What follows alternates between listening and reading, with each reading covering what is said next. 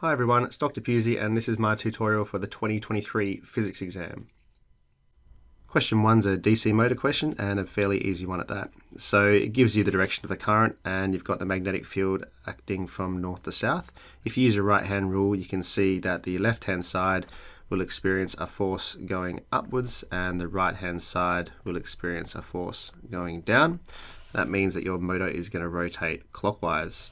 The second part of the question is asking for the magnitude of the initial torque, and because it's asking for the initial torque, it means you have a force that's acting perpendicular to the magnetic field, which makes it a bit easier. So I'm going to start off with the torque of the coil being 2 times RF, because you've got two sides of the coil. And if I elaborate out and go to R, and instead of F, I'm going to put ILB.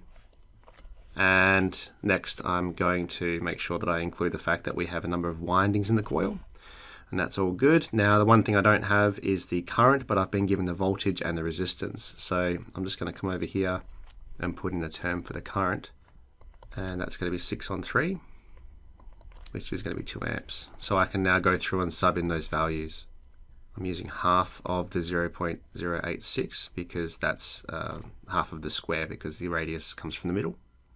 And 50 turns, and on my calculator I get 2.737 times 10 to the negative 3 Newton meters, and the 3 significant figures, 2.74 times 10 to the negative 3 Newton meters. First question all done. Alright, question 2, we've got a car performing a banked turn. So the first thing it gives you is a vector diagram showing you the normal force and the weight force, and that will come together to form the centripetal force as the car goes around the turn. So the first question says, show how the two forces result in a centripetal force. So it's asking you to essentially draw a nice horizontal line towards the left, towards the center of that circle or the center of that turn, and it's also asking you about angle theta, which would be this angle here.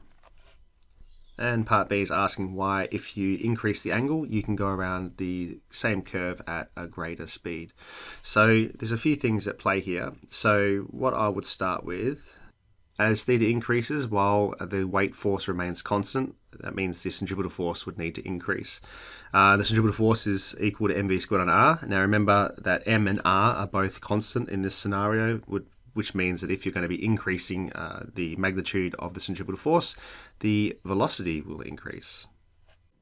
Question 3 is another vector diagram question. You've got a dice that's suspended from a fixed point on an accelerating platform. In this case, it's a tram, and it's asking you to work out the magnitude of the acceleration of the tram, which is also the same as the magnitude of the acceleration, the net acceleration on the dice. So if you see that it's suspended from some string, I would start by saying that I would start by drawing my vector diagram, and this arrow here represents the tension in that string, and you can't forget that there is a weight force, mg, and those are the two forces acting on the dice, which means there is a net force acting in the direction of motion of the tram, which looks like that, and that there is my net force, which gives rise to a net acceleration. So looking at this, I have an angle here, and it's being given to me on the diagram of 15.5 degrees. So I can say that tan of 15.5 degrees is going to be equal to the opposite, which is the net force, over the weight force, mg.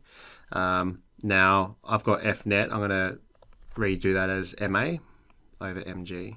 And the reason I've done that is I can immediately cancel the m's out, and now I can rearrange and get the acceleration as g tan 15.5, and I sub in those values to get 2.72 meters per second squared.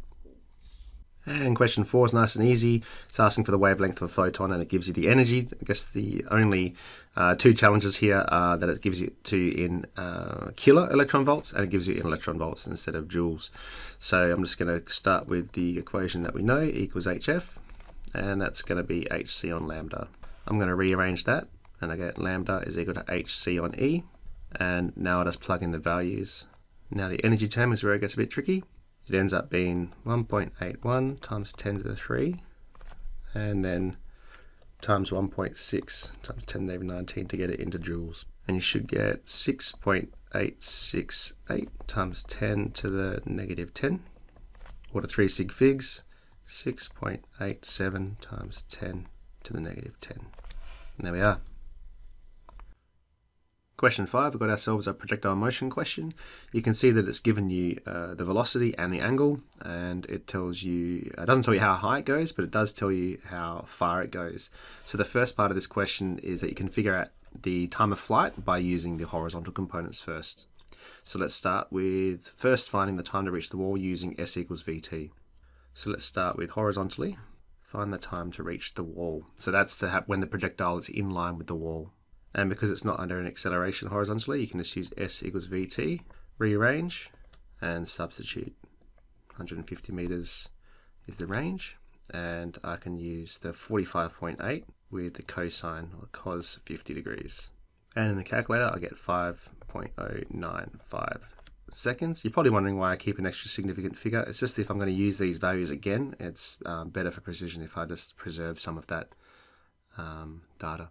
So now that I know how long it takes before it reaches the wall, I can use that to figure out how high the projectile has gone at that particular point in time. Because I'm dealing with vertical motion, I now need to factor in the acceleration due to gravity. I can use this equation here and sub in the values. I'm now going to use the sine of 50 because I'm looking at the vertical component of that initial velocity. Gravity is acting in the opposite direction, so I subtract, and don't forget to square that time. And I got 51.56 meters above the launch position. So we can see here that the launch position is actually 3.5 meters above the ground. So I now need to add 3.5 meters, and I get 55.06 meters. But the question is not asking for that. It's asking for how far above the castle wall the ball has passed. So now I need to subtract the height of the wall. It gives you to you in two numbers. It gives you the 20 meters of the wall itself, and then it's above a hill of 31 meters. So I need to subtract those two values. Subtract 20 for the wall, 31 for the hill, and I get 4.06 meters. Question 6 is all about the photoelectric effect. Gives you the equation and gives you a nice little diagram, and then asks for a couple of explanations.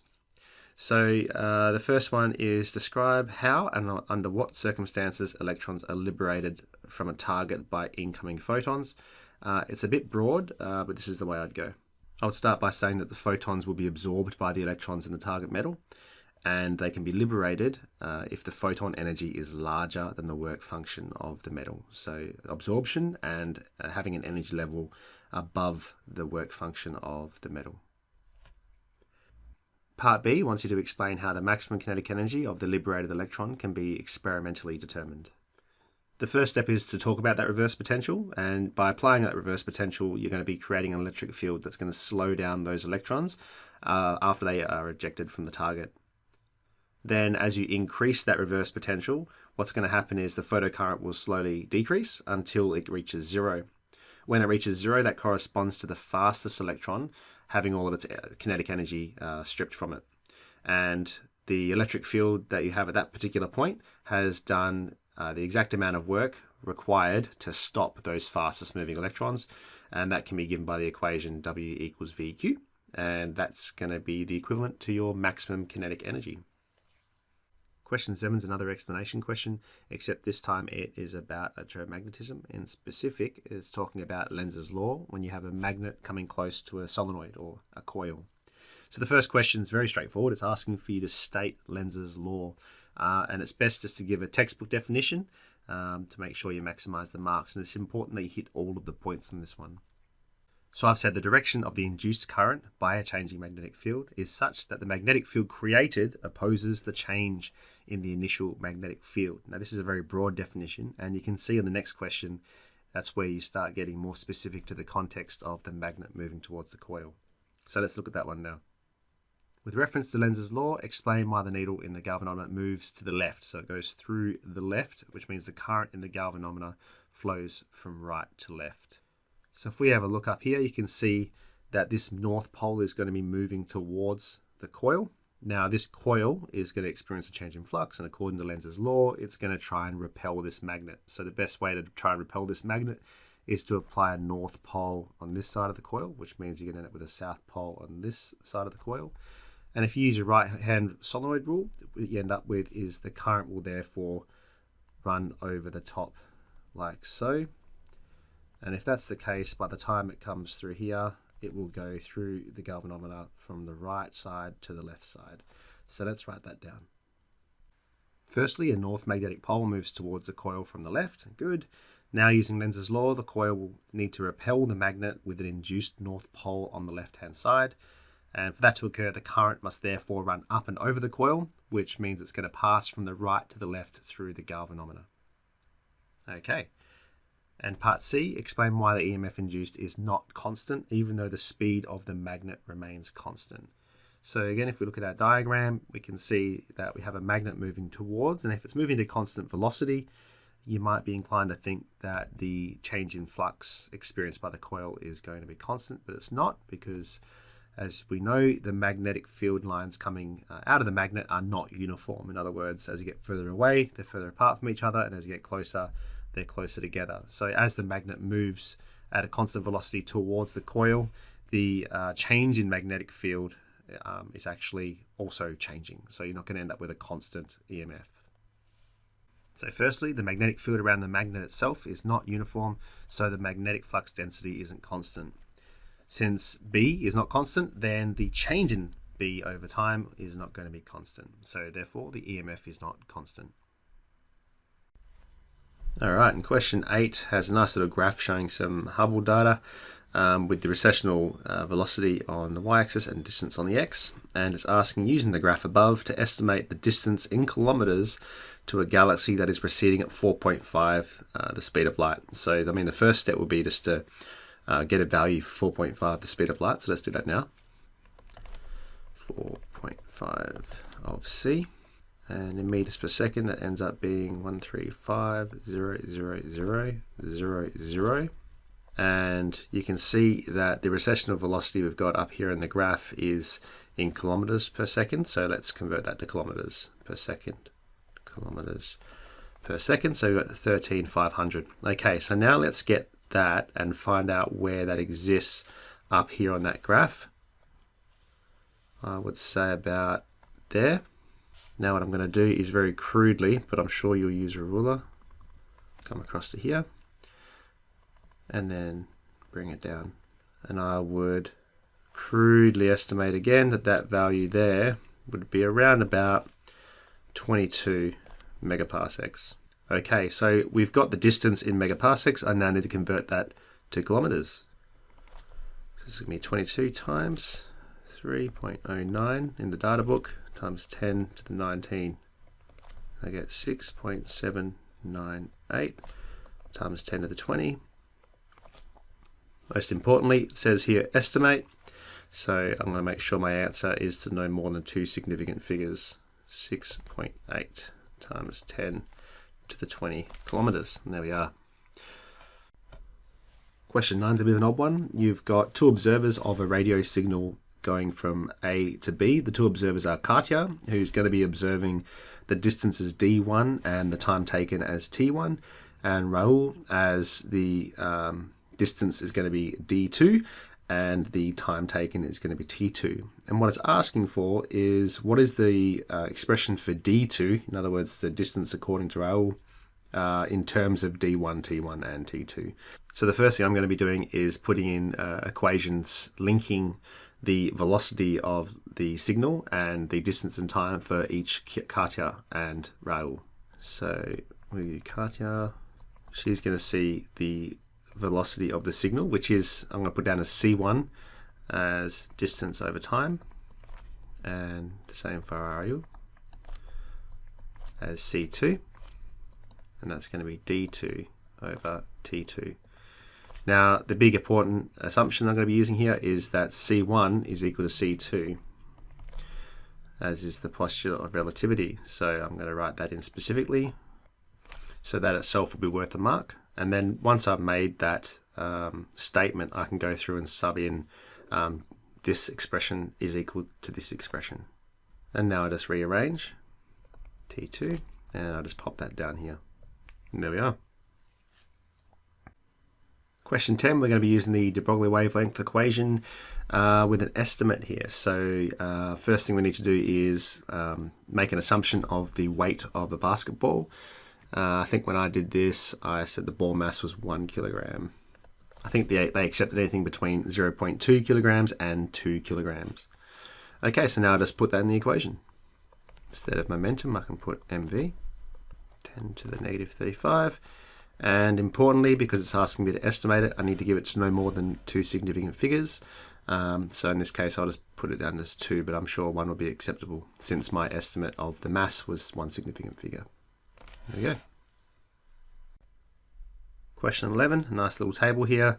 It gives you a different bunch of particles and it's asking you to categorize them as mesons, baryons, or leptons, and also asking if they're bound by the strong nuclear force. So a proton is a baryon. A pion is a meson. A neutrino and a muon are both seen as leptons in your formula sheet, so there's no reason why you wouldn't know that one. Okay, so bound by the strong nuclear force, so baryons are made up of quarks, so that would be a yes. Mesons are made up of quarks and antiquarks, so that would be a yes. Leptons are not bound by the strong nuclear force, so yes, yes, and no, no. Okay, and question 2 is the last question of the short answer section. We've got a bar that's falling through a horizontal magnetic field, which means it's falling vertically thanks to gravity, but it's falling at a constant rate, which means that the magnetic force that's produced thanks to Lenz's law is going to be equal to the weight force acting on the bar. So that would be my first sort of assumption or first statement here. And then it's asking to derive an expression for the velocity of the bar, and it's giving you the terms that it wants you to use. So I'm going to start off by equating those two forces. So I'm going to say that the downward force is going to be equal to the upward force. And the downward force is the force due to gravity, and the upward force is the magnetic force. Just really teasing it out here. Force due to gravity is mg, and the magnetic force in this case will be ILB. Now notice that I don't have any I terms up here, so I need to provide something else instead of that I, but it's asking for R, which is a resistance, so I'm just going to replace that I with V on R. Great, I've got that now, but now I've got this V term, which I don't have at the top, but I know that that V, which is the EMF, is going to be induced due to the velocity of this bar. So I'm going to remember that the voltage is going to be equal to EMF, and that equation is going to be VLB, like so. So what I'm going to do is I'm going to substitute this VLB up here in this V on R term. So let's come down here, and I'm going to put it in as mg is equal to VLB on R multiplied by LB, like so. And I'm now just going to simplify those terms. mg is equal to VL squared B squared on R. Now looking up here, I've got mgrBl, so I've got all the terms that it's asking me to use. So I'm just going to rearrange it to get velocity by itself. mg R over L squared B squared. And so down here, my answer line, I'll put that in. And there we go, that's section 1 complete. Okay, starting with the problem solving section, we've got question 13 where you've got a charge that's sitting a certain distance away from a current carrying conductor. It's telling you how far away it is, and just wants to know firstly what is the magnetic flux density 35 centimeters from the wire. So let's go ahead and put that in our equation. Sub in the values, 0.35 meters. And that's going to be 1.438 times 10 to the negative 6 to 3 significant figures, 1.44 times 10 to the negative 6. Okay, and now that you've got the strength of the magnetic field, it's asking you to find out what is the force experienced by that particle. So use, and again, another one of the standard equations, QVB. Now the charge given was 4.8 times 10 to the negative 19, and it gave you the velocity as 1.57 times 10 to the 4, and the magnetic flux density that I just determined was 1.438 times 10 to the negative 6, and I get 1.084 times 10 to the negative 20. 3 sig figs, 1.08 times 10 to the negative 20. It's asking for the direction, so let's look at the diagram. We've got a velocity towards the right, and the magnetic field at this point, it's going to wrap over the top, so that means the field here at Q is going to be coming out of the page. So with the field coming out of the page velocity, that means my force experience will be downwards. And there we go. Part C is asking, with reference to 2 relevant equations in the datasheet, discuss why the path the particle takes is not circular. It's worth 5 marks, so there's a lot involved here. So let's have a look. Right, so what I've said is, first you'd have to say that for a circular path to be present, you need R equals mv on qb. So I'm using the equation for a particle in a magnetic field having a constant radius. For that to occur, you need to have the mass and the velocity and the charge and the magnetic field strength or the magnetic flux density to be constant. However, as we found out in the very first part of the question, the magnetic field strength or the magnetic flux density depends on these variables over here, most importantly this little r value here. So since the particle moves away from the wire, the r term will increase, therefore the magnetic flux will decrease, and vice versa if it moves towards the wire. So since the r is not constant, then the magnetic flux density that the particle experiences is not going to be constant, so it will not move in a lovely circle according to that first equation that we had at the top there. Alright, moving on. What if we have another current carrying conductor running parallel to the first, and that Q charge, that test charge, is located in the middle? So the first part of this question, or the first part of part D, is to draw a diagram, and it clearly says to draw the composite magnetic field. So to me that means that you're not going to be awarded any marks for working out these values here. So we can draw them in as anti-clockwise, but it's asking specifically for the composite magnetic field. So I would personally I would start by drawing this one here to show the composite magnetic field, and then I'll probably go a little bit more specific and sort of show as it gets closer you're probably going to have this sort of shape appearing. And my diagram isn't the best. I hope that when you do this in an exam you'll take a bit more time to do it properly, but something like that I think would be appropriate for this question. It doesn't tell you how many lines to draw, but I think that the number of lines that I've drawn is sufficient for the person marking to know whether or not I know what I'm doing. Now moving on to the second part, describe why the charge experiences no net particular force. I've just realized I've forgotten to actually put in the charge in the middle there, and I think there was a mark allocated to that. Yeah, clearly identify the location. There we go, silly me. And part 2 is now to say, describe why the charge experiences no net force in this position. It's really convenient to say that the force from one conductor cancels out the force from the other, but because it's asking you to consider the composite magnetic field, then instead you would want to talk about how the fields cancel each other out, therefore there is no force acting on the charge. So let's go ahead and do that. So I've said that the magnetic fields from each wire will cancel out at that particular point Q, therefore no force will be experienced by Q since the magnetic flux density is going to be 0. And there we go. Question 14, we've got a special relativity question.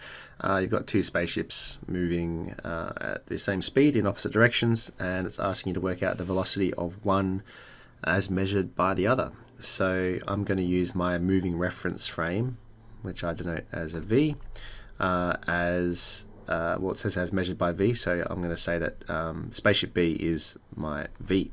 So that is moving at negative 0.700 C. That would mean my other spaceship is going to be moving at positive 0.700 C, and it's asking for the velocity of A as measured by B, which makes this the unknown. So I look at my equations that I've been given, and I use this one here, u minus v over 1 take uv over c squared. Okay, let's subbing in those values. Over 1 plus 0.49, and that's going to be equal to 0.9396 c, but it's asking for the answer in meters per second, so I'll multiply that by 3 times 10 to the 8, and I'll get 2.82 times 10 to the 8 meters a second. Okay, good. In part 2, it's asking to explain why the magnitude of B as measured by A will be the same as the magnitude of A as measured by B, only in the opposite direction. So I would start by saying that due to symmetry, all reference frames are equivalent, and therefore both spacecraft will observe the other spacecraft with a recessional velocity, and you could prove it by calculating it using the same method above, and you'll get the same result in a different direction. Alright, now in part B, what you've got is a time dilation question. The one thing you need to know is what the relative velocity is. And the question says, what is the duration of 1 second on A as measured by the observer S? So the relative speed for this particular case is 0.7 c. So first I'm just going to state my equation. Now I'm going to substitute, take 0.7 squared, and I get 1.40 seconds. So I can see that the time has dilated from 1 to 1.4 seconds, which is good. Now looking at part C, I'm going to be using the velocity that we calculated in part A. So start with my formula, sub in the values, proper length is 500 meters, and I get 171 meters, which tells us that we've got length contraction as well. Fantastic. Okay, in question 15, you can see that the exam writer has had a bit of fun with the Three Stooges. You've got a planet and you've got 3 satellites or 3 moons orbiting that planet. It's giving you the mass of the planet, and it's telling you how long a day lasts, and then you go ahead and you calculate all these things. So the first one is saying that Curly, which is this middle one here, is geosynchronous. Actually, it's geostationary because I think it says that it orbits above one specific spot. So calculate the radius of orbit. Okay, so the important thing is that if it's geosynchronous, that means the period of orbit is going to be 7.5 hours times by 60 to get it in minutes, and then times by 60 again to get it in 2 seconds, and you should get 27,000 seconds. Okay, so now I'm going to go to my Kepler's equation. Okay, so I know that that G is constant, that M is constant, 4 pi squared is constant, and I know now the period squared, so I can go ahead and rearrange that equation, and I sub in those values. Don't forget to square that period, and I get 2.919 times 10 to the 21. I needed to cube root that, and I get 1.43 times 10 to the 7 meters. There we go. Okay, part B is asking for the distance between the center of mass of Mo and the center of mass of Stooges, so it's asking for the R value again, but it's giving you the gravitational field strength. So you're going to be using this equation here, rearranging to get R, and again G and M are constant, put in my G value, and don't forget the square root. And I get 1.87 times 10 to the 8 meters. Okay, and I'm just going to check that's bigger than Mo. Sorry, Mo is bigger than Curly, and I can see that there, that Mo is there and Curly is there. Good, it's consistent with the diagram. Part C gives you a lot of space and asks you to work out a mathematical relationship between a moon's orbital speed and its distance. Okay, so let's go ahead. We start with Kepler's law again. Now looking at this, it's asking for the relationship between the velocity, and we know that the velocity is related to the period using this equation here, 2 pi r on t. So instead, I'm going to have t squared is going to be equal to 4 pi squared r squared on v squared. So now instead of having t squared, I'm going to replace it with this bit over here. And there we go. And I can see immediately that these 4 pi squared terms cancel out. And I can then, I'm left with r squared on v squared r cubed. You've got a 1 on gm. And now I just rearrange that to get v squared by itself, and I end up with gm. This r cubed becomes r while that disappears, and then putting it on the other side ends up with gm on r. So my final answer would be that the velocity would be equal to the square root of gm on r. There we go. And now it's asking to use this relationship to identify which moon has the greatest orbiting speed. Well, I can see here that the velocity is inversely proportional to the square root of the radius. In other words, if the radius increases, the velocity decreases. So it's asking which one has the greatest speed, so it's whichever one is closest. So up here, we can see that it must be Larry, which has the smallest radius. So I'm going to go ahead and write that in. So I've said that while G and M are constant, in this case they are, they always will be if you keep the same planet, V squared is proportional to 1 on R, or V squared is inversely proportional to R, so the moon with the smallest radius will have the greatest velocity. Therefore, Larry will have the fastest orbiting speed. Cool. Question 16 is the graphing question. Simply put, what they're doing is they're measuring the fundamental frequency of this particular string, adding mass, which increases the tension in the string. So they've given you the different masses they've used and the fundamental frequency that's measured, and then they've given you a bunch of different relationships here. And the ultimate aim is to figure out what this mu value is here, which is the mass per unit length. So the first question asks you to show how the students have derived the relationship here, where period is equal to 4L squared mu multiplied by the frequency squared. So the first thing I'm going to do is try to get a t value, and I can see that in this equation over here that I've been given. I can see that t is within a square root, so I'm going to immediately square both sides of this equation. So I'm going to show the examiner and the marker that I understand that step by putting in the equation I'm using first, and then squaring both sides. Now that I've got that, I'm going to rearrange it to get t by itself. Great, so now I've got this velocity squared term, but I don't see that in the final product. So I'm going to come up here and see that I can use lambda f instead of v. So I'm going to sub that in. And again, I'm going to show that step. Okay, so now I've got f squared lambda squared mu, and I can see that I'm not going to be needing the lambda squared. And I can see over here, there is a lambda equals 2L, so I'm going to now sub that one in. Great, and then just to finish it off, I'm going to put the 2L squared at the front. And since that's all squared, it ends up just being 4L squared like so, and the mu there as well, put that in brackets, and then put the f squared at the end there. Just rearranging it to show that it clearly is this relationship that we've got here at the top. And there we go. And I've just tidied that up there. Okay, so looking at part B and C, so here's the graphing part. It's asking you to fill in this table of tension and f squared. There are two things it's mentioning here that are pretty special. The first one is saying to give all of the answers to 3 significant figures, which means if I give one response that's less or more than 3 significant figures, I'm going to be missing out on a mark. And it's also asking me to express the frequency squared in scientific notation.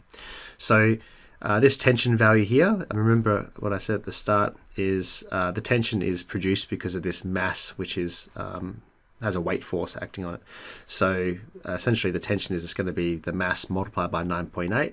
So I'm just going to go ahead and fill those values in now. So 1.5 times 9.8 is going to be 14.7, and I'll put the rest in now too.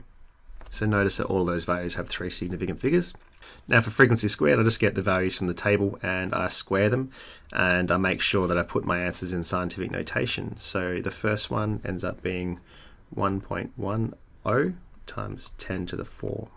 It's important that I put that O there to make sure it's 3 significant figures. Great, so I've got my data there that I'm going to be plotting. So part C is asking me to graph the data using the grid below, and it's asking me to include a line of best fit. So I'm just going to go ahead. The good thing is it's giving you the axes, which is nice. I'm just going to go ahead and plot those data points now. Cool, okay, I got my data plotted, and now I'm going to do a line of best fit.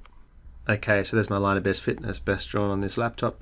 What I'm going to do now is identify 2 points to take the gradient, which I'm sure is part D. So I'm just going to use this point here, and then I'm going to start from the front and move up, and I see this point here looks pretty good too. So this data point here is 5 and 6, and up here the data point looks to be 30 and 41. Okay, so I'm now going to use those for the next part of the question. And question 16 is that gradient calculation I was telling you about. So you'll actually be using that gradient in this particular question as well to work out what the mass per unit length is. It says here to indicate clearly the 2 points used and express your answer to the appropriate number of significant figures, which in this case would be 2. So if I scroll up, you can see that I've already identified the 2 points and I've circled them. Notice that they're not data points, and they're as far apart as practical. I don't want them too close together. And one thing I haven't shown here is that the x-axis is times 10 to the 3. So I have to make sure that I incorporate that into my calculation here at the bottom. So I'm going to go ahead and start that by showing that the gradient is equal to rise over run. And my rise is going to be that 41 take 6. And the run is going to be the 30 take 5 times 10 to the 3.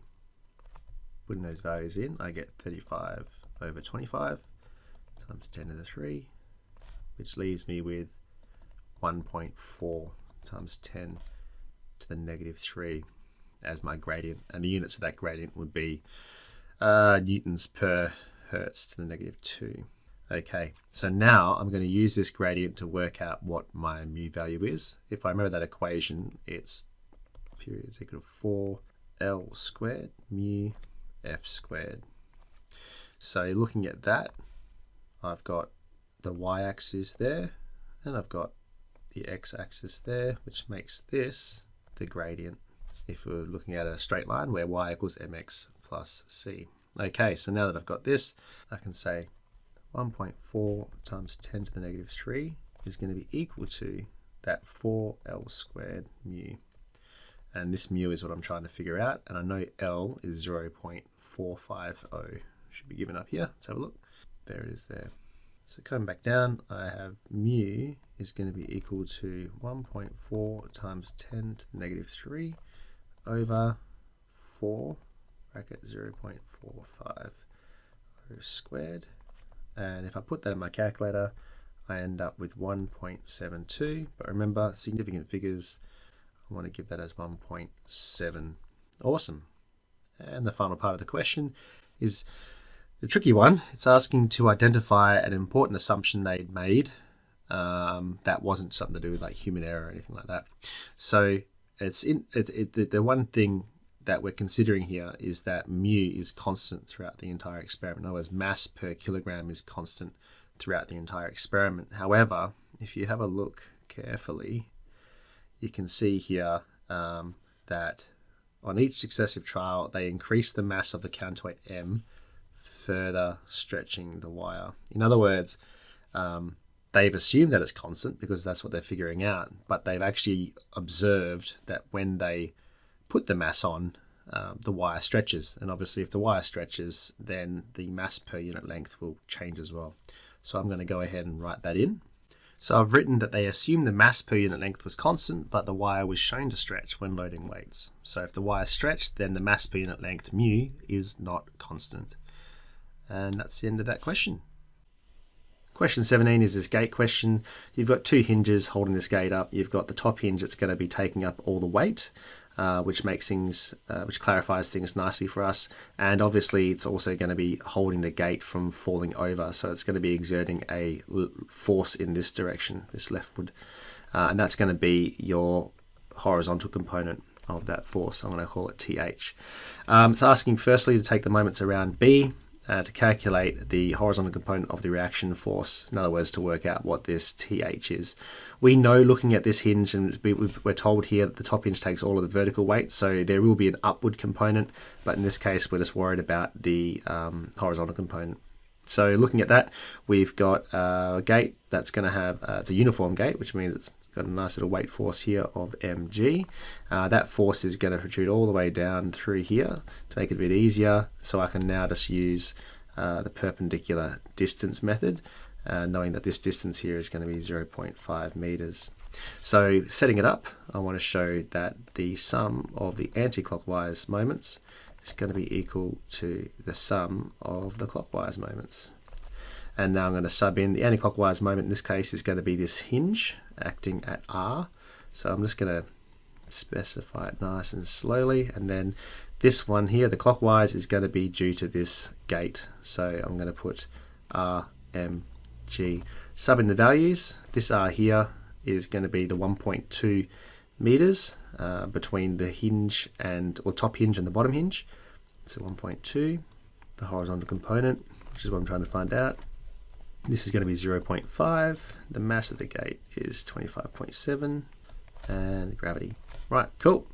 Isolate those out, and I end up with 125.7 0.93 over 1.2.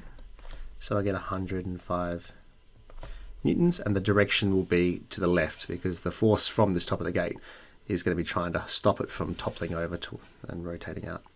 So I'll put left. Okay, and part B is asking to calculate the overall reaction force at T. So that's the horizontal component here, but there's also going to be an upward component that is stopping the gate from falling due to gravity.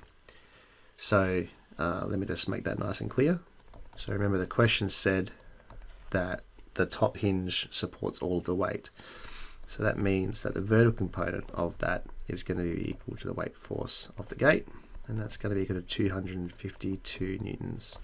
So now I'm going to draw a vector diagram that shows that the gate is pulling to the left at 105 and also pushing up at 252.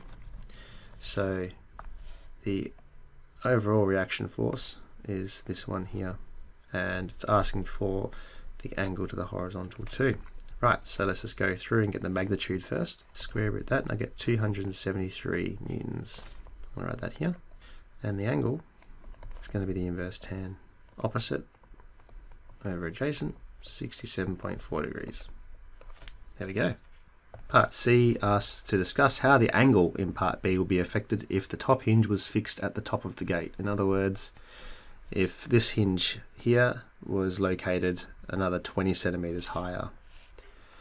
So it's a tricky one to sort of articulate, but what I've started with is firstly restating the part A, the important bit of that, and that is that the sum of the anticlockwise torque is going to be R multiplied by the horizontal component of that hinge force, and I got 125.93. Now I've said that if R increases, like it says in the question, then in order to have the same counter moment produced, that T, the horizontal component of that hinge, will decrease.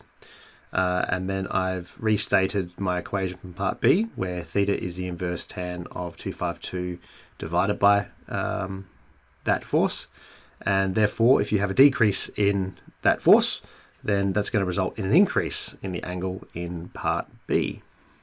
Okay, and the last question for this section of the exam has a proton moving towards the left of the page in between two charged plates. And it's asking firstly to work out the downward force exerted on the proton by the electric field produced by the plates. If you have a look at your formula sheet, you know that you've got this equation on Q, V on D. So using this and rearranging with what we've got, we can show that the force on the proton is going to be given by VQ on D. Sub in those values, charge of a proton, separation of plates, and you get 1.92 times 10 to the negative 14 newtons. Okay, great. The second part of this question says, which mathematical relationship describes the path taken by the proton as it enters the field? So once it enters the field, it's going to be traveling horizontally at a constant velocity, and it is going to be experiencing a constant acceleration downward, which means it's going to be much the same as a gravitational field. So it's going to look a bit like that. Okay, in part B, it's now asking you at what point along the plate will this proton strike the bottom plate. So there's a few different steps to this and a few different ways you can do it. So what I'm going to do is work out what the downward acceleration is because of or due to this force over here. So that's the first step. It's going to be F1m, mass of a proton, and I get 1.1497 times 10 to the 13. Again, keeping precision here because I've got a feeling I'm going to use these values a lot. So it has this acceleration acting downward in our perspective. We're ignoring gravity, and we can use this equation here, my favorite equation, to solve for how long it is being accelerated before it reaches a certain distance. So I'm going to rearrange that. UT goes to 0 because the initial velocity vertically is 0. So I can rearrange that now to get t squared. The vertical distance it's going to travel is going to be that plate separation divided by 2 because it's already in the middle of the plates. And I get 3.479 times 10 to the negative 15. So it doesn't take very long. Okay, so that's how long it's going to take before it hits the bottom of the plate. Oh, sorry, that's t squared. Let's square root that. Okay, so now that's how long it's going to take before it reaches the bottom plate. So let's see how far it goes horizontally now. no acceleration, so just s equals vt. It gives you the velocity it enters with, and I end up with 0.106 meters. Great. Okay, now part C is asking what is the velocity right before it hits the bottom plate. So I know the horizontal component of the velocity already. It's been given to me in the question. I have 1.79 times 10 to the 6 meters per second. Great. I need to find the vertical component of the velocity. And I can do that by saying that it has an initial component, which is 0, plus the acceleration, and I know the time from the previous part of the question. So that's probably the easiest way to go about doing this. U is going to be 0 in this case, so I'm going to sub in the A and T as 1.1497 and multiplying that by the time as calculated in the previous part, and I end up getting a vertical component of the velocity as 678.323 meters a second. Okay, so now I've got a vertical and the horizontal component of the velocity. So as a recap, it's traveling this way with a horizontal velocity of 1.79 times 10 to the 6, and it is also being accelerated down. And now at the point that it reaches the bottom plate, it has a velocity of 678.323. Probably should use scientific notation. And that means its velocity will look like that as a vector. So now I just need to solve that. So the magnitude of that velocity is going to be done using Pythagoras. Don't forget to square. And I get 1.91 times 10 to the 6 meters per second. I'm going to write that value in now. And the angle, which is this angle up here, is going to be the inverse tan. Opposite being 678.323 over 1.79 times 10 to the 6, and I get 20.7 degrees. I'll chuck that in too. Okay, and there we go. On to the comprehension section, and we've got question 19, which is about a particle detector known as the Big European Bubble Chamber. There's a lot in the article, but essentially it shows you some data that it collects. It talks about how it works, and then you've got some explanation questions followed by some calculations. So the first part is to discuss how in the diagram in figure 2 it shows that two charged particles produced in the collision have different momenta. So if we have a look at figure 2, we can see that we've got one spiral over here that goes anti-clockwise, and then we've got another spiral here of an electron that is going clockwise, and we do expect them to go in different directions because they're charged opposite to each other. But notice that the spiral starts out bigger in the positron than it does for the electron, and so the question's asking, how do we know that the positron therefore must have had different or more momentum than the electron? Okay, so I've written first by saying that the radius of each spiral is given by r equals mv on qb, which is in your data booklet, and I take note that that mv is momentum, and we also want to talk about what's constant. So we have a positron and an electron. They have the same magnitude of charge, and I don't think it says anywhere in the article, it says it's very strong. I just want to make it clear that the magnetic field strength or the magnetic flux density is uniform and the same for each particle, or at least the same. Thus, we notice that the top spiral has a larger radius, so it must have a higher value for mv if the others are constant, which means that the momentum must be larger for the positron, which was moving in a larger circle. And part B asks to explain how one proton and one pion can be converted into one proton and 5 pions. So the key here is that you've got a pion moving at a very high velocity before the collision, which means that it has additional energy which can be converted to mass. So this is how I'd answer it. The incident pion possessed kinetic energy which increased the total energy available in the collision.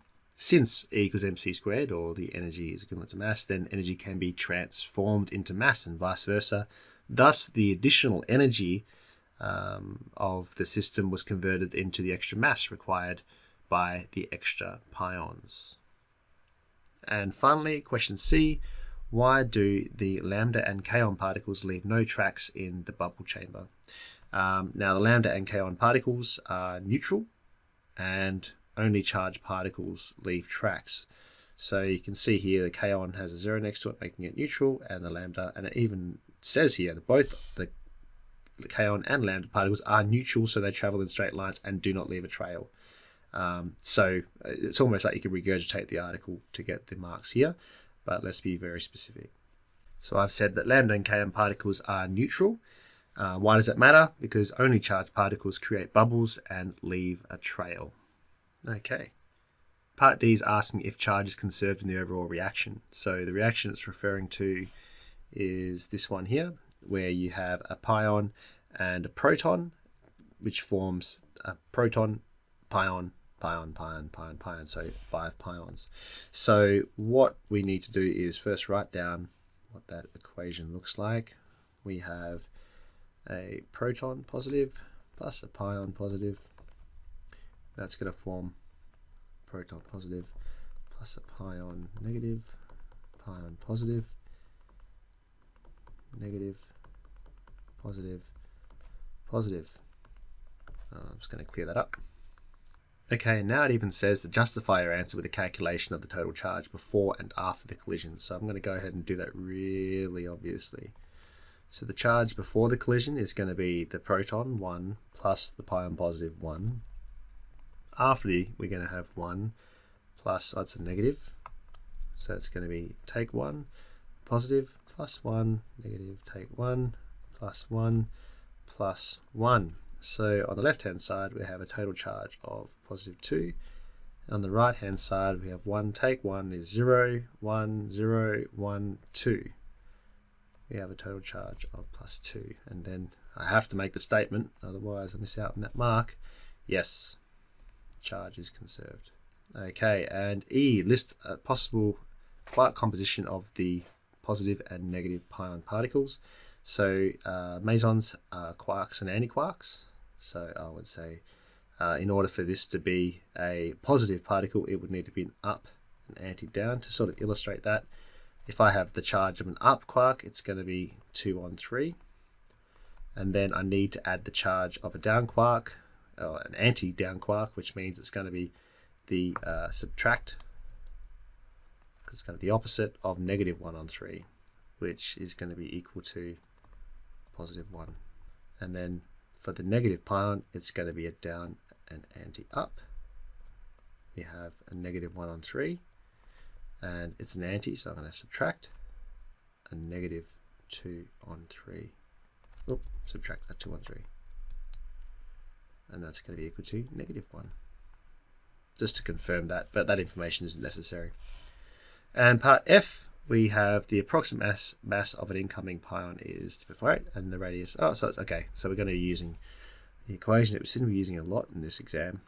It's asking for what the magnetic field strength or the magnetic flux density needs to be. So, like so, sub in the values, and I end up getting 0.249T. But sneakily, they've said it's an approximate mass, and they're asking to estimate the strength of the magnetic field. So I need to give my answer to 2 significant figures. And there we go. That's the first one of the comprehension complete. And finally, we have question 20, which is the polarization of light. We have some information about Polaroids, polarizing filters and how they work. Have an equation that we're going to end up using, and some more information.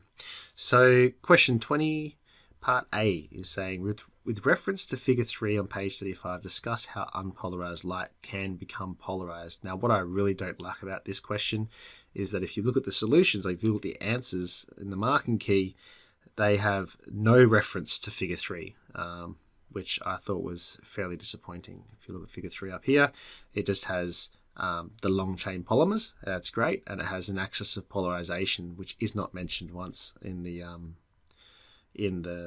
solutions. Instead, most of it comes actually from this top paragraph here. So a lot of it is regurgitating this. And if the question just said, "Can you explain how filters work?" I would say that's fine. But unfortunately, it did ask to refer to figure 3, which you don't necessarily need to. Okay, so here's my answer.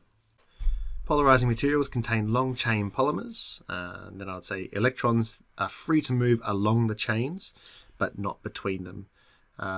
And therefore light with the electric fields oriented parallel to the chains will do work on those electrons, moving them. Thus, those light waves will be absorbed. But light oriented perpendicular to the chain, which is along the axis of polarization in the diagram, passes through. Okay. And question B, define the axis of a polarizing filter and describe its function. Again, I sort of mentioned it in the previous question, but let's make it really clear. This axis is perpendicular to the long chain polymers.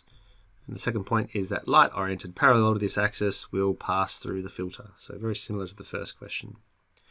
Okay, so question C is asking about the relationship between the polarization of incoming light and the orientation of the polarizing filter.